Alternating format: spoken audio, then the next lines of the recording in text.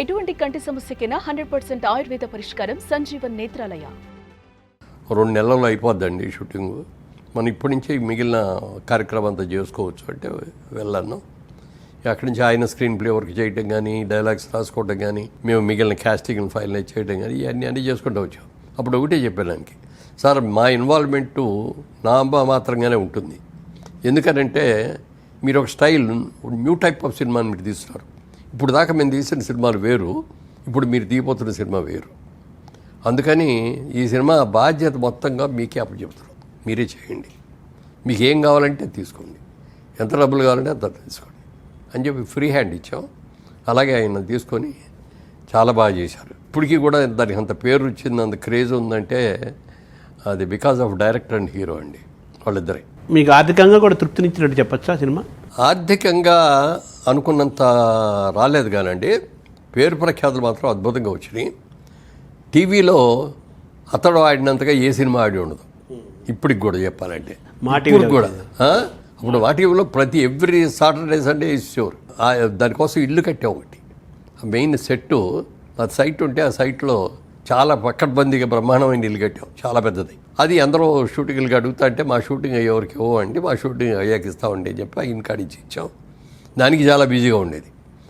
మాకు ఆ సెట్ మీద రానివ్వండి, లేకపోతే రైట్స్ మీద రానివ్వండి, థియేట్రికల్ రిలీజ్ కంటే కూడా ఇవన్నీ కూడా వచ్చి ఫైనాన్షియల్గా మేమేమి రూపాయి కూడా లాస్ అవ్వాలి. కానీ పేరు మాత్రం బ్రహ్మాండమైన పేరు వచ్చింది. ఇప్పుడు వచ్చిన యంగర్ జనరేషన్ ఇవాళకి కూడా వాళ్ళు టీవీలోనూ ఎక్కడో చూశారు, వీళ్ళందరూ కూడా యంగర్ జనరేషన్ కూడా. సినిమాలో చిన్న స్క్రీన్ మీద చూశారు, స్మాల్ స్క్రీన్ మీద తీశారు తప్ప బిగ్ స్క్రీన్ మీద వాళ్ళు ఎవరు చూడలే. సరే ఎలాగో 20 years అయింది ఒక అకేషన్ కాబట్టి. ఇప్పటికీ హీరో మంచి రైజ్లోనే ఉన్నాడు, డైరెక్టర్ అంతకంటే పెద్ద రైజ్లో ఉన్నాడు, హీరోయిన్ కూడా స్టిల్ గోయింగ్ స్ట్రాంగ్. ఇక అందరూ మేము సంస్థగా మేము బాగున్నాము, అన్ని రకాలుగా అందరూ బాగున్నారు, అన్నికి పేరు ఇందులోనే ఉన్నారు. అవుట్డేటెడ్ వాళ్ళు ఎవరో లేవు ఇందులో. సరే ఈ సినిమాని ఇప్పుడున్న జనరేషన్ అందరూ కూడా బిగ్ స్క్రీన్ మీద చూస్తే ఎలా ఉంటుంది అనే ఆలోచన వచ్చింది. 2 ఏళ్ళ బట్టి చాలామంది అడుగుతున్నారు, మాకు రైట్స్ ఇవ్వండి సార్, మాకు రైట్స్ ఇవ్వండి. ఇవ్వాల. ఎందుకు ఇవ్వలేదంటే వాళ్ళు సరిగ్గా చేస్తారో లేదో ఇది. సరే ఫైనల్గా ఇద్దామని డిసైడ్ చేసిన తర్వాత దాన్ని అప్గ్రేడ్ చేయాలి టెక్నికల్గా. ఎందుకంటే 20 ఏళ్ళ క్రితం తీసింది. ఇవాళ టెక్నాలజీ డెవలప్ అయింది, బ్రహ్మాండంగా డెవలప్ అయిపోయింది. చాలా ఎక్సలెంట్గా ఖర్చు పెట్టి తీస్తారు, బ్రహ్మాండంగా తీస్తారు. ఇంటర్నేషనల్ లెవెల్లోకి వెళ్ళిపోయింది మన తెలుగు సినిమా అనేది. అంత లెవెల్లో మనం చేయలేకపోయినా ఇప్పుడే షూట్ చేయలేం కాబట్టి దాన్ని టెక్నికల్గా కలర్ ఎలా ఉంది, అప్పుడు కలర్కి ఇప్పుడు కలర్కి జనరేషన్ ఏం చేయాలి, అప్గ్రేడ్ ఐ చూడటం కానీ, సౌండ్ సిస్టమ్, అప్పుడున్న సౌండ్ సిస్టమ్ వేరు, ఇప్పుడున్న సౌండ్ సిస్టమ్ వేరు. ఇవన్నీ కూడా వర్క్ చేసి ఒక 6 months 4 months పట్టిందండి మాకు. అన్నీ చేసిన తర్వాత అప్పుడు ఇచ్చేవాళ్ళకి. సో థియేటర్ స్క్రీను సౌండ్ అన్నీ టెక్నికల్గా మారిపోయింది కదా 20 ఏళ్లలో.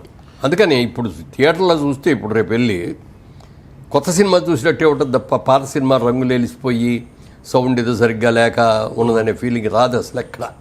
ఇప్పుడు మనకు శ్రీకృష్ణ పాండవ్యము ఎన్టీఆర్ సినిమా అనేక సార్లు రిలీజ్ అయింది. ఆ రిలీజ్ అయినప్పుడు అప్పుడు ఎంత ఆడిందో మనకు తెలియదు, కానీ ఆ తరం వాళ్ళకి మా తరం వాళ్ళకి విజయవాడ అలంకార థియేటర్ రిలీజ్ అయింది. అది సూపర్ డూపర్ హిట్, చాలా రోజులు ఆడింది సినిమా. అప్పటికే సినిమా రిలీజ్ అయ్యి 30 ఏళ్ళు 40 ఏళ్ళు అయింది.